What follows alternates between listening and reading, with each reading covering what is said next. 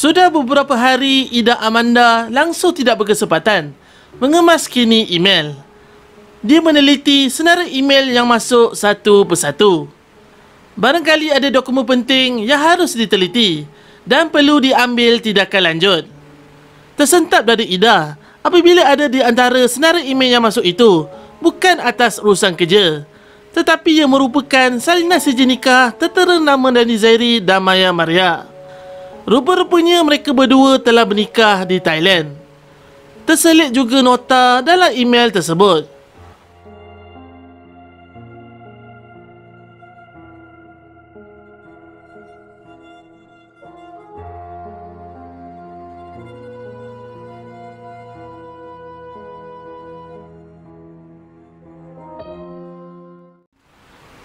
Maka pergaduhan besar antara pasangan suami isteri itu bakal terjadi lagi. Tapi kali ini Ida meminta cerai dengan Dani, tapi dia menolak. Kemudian Dani memarahi Ida kerana menyembunyikan Farah. Selepas agak lama tidak pulang ke rumah, rasa rindu pada anak itu telah ada. Dan sewaktu ini Farahana sedang berada di kampung bersama atuk dan neneknya. Ida tetap berdegil, tidak beritahu di mana Farah berada. Lantas Dani hilang pertimbangan terhadap Ida. Tergamak dia memukul isterinya sesuka hati, hingga satu tahap dia mahu membunuh isterinya dengan mencekik Ida. Dani seperti hilang akal. Selepas itu, Ida menendang Dani dan tersungkur di sudut dinding. Dia mengelupur kesakitan. Kemudian, Ida bergerak keluar dari kediaman. Dani tahu di mana isterinya akan pergi. Tak lain tak bukan sudah semestinya di kampung orang tuanya. Dia pergi ke sana dan mahu memujuk dan membawa Ida pulang bersama anaknya. Ternyata Farahana juga berada di kampung. Dari luar halaman rumah, Dani meluahkan kata maafnya. Ida beserta Haji Umi dan Haji Anwar mendengar apa yang diperkatakan Dani. Walaupun Ida tahunya Dani hipokrit, tapi nampaknya dia terpaksa juga balik ke pangkuan suaminya demi anaknya. Dia tidak sampai hati melihat anaknya berpisah dengan ayahnya.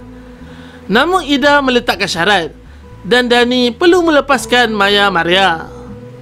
Dani Zairi bersumpah yang dia akan kotakan janjinya. Tapi dia tahu perkara itu amat mustahil.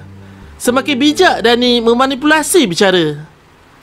Setelah masuk dalam pujuk rayu Dani Zairi, Ida Amanda ditimpa musibah apabila satu penyakit misteri melanda dirinya.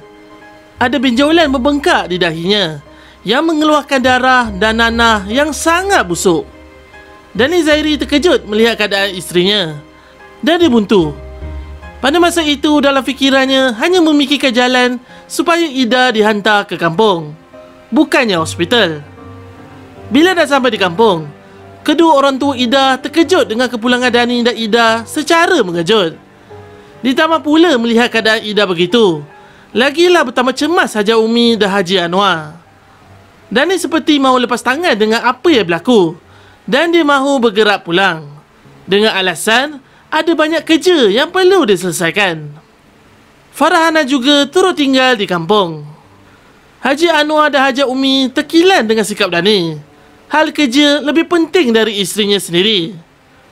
Semasa Ida di kampung, pelbagai cara dilakukan untuk mengubati Ida, sama ada secara moden ataupun tradisional.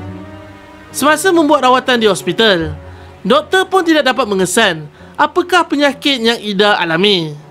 Kemudian, Ida dirawat oleh seorang ustaz yang bernama Ustaz Mota, rakan baik ayahnya. Ustaz Mota juga tidak mampu mengubati Ida. Dia menjelaskan pada kedua orang tua Ida bahawa Ida telah disantau. Kekuatan santau yang dialami Ida sangat kuat dan bukan calon-calon orang yang menghantar santau tersebut. Dan akhirnya wak teman cadangan dari Haji Umi untuk mengubati Ida. Rawatan telur kampung dan jampi serapah disertakan ayat suci Al-Quran nampaknya berhasil memulihkan Ida Amanda.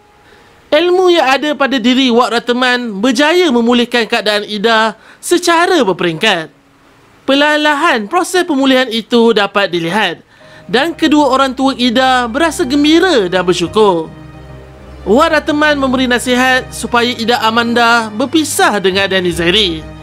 Ini bagi mengelakkan kejadian santau tersebut berulang kembali pada diri Ida. Wak tahu gerangan manusia yang menghantar santau tersebut. Dia meminta izin pada Haji Anwar dan Haji Umi andai mahu saja menghantar balik santau tersebut pada tuannya. Tapi mereka berdua termasuk Ida tidak bersetuju.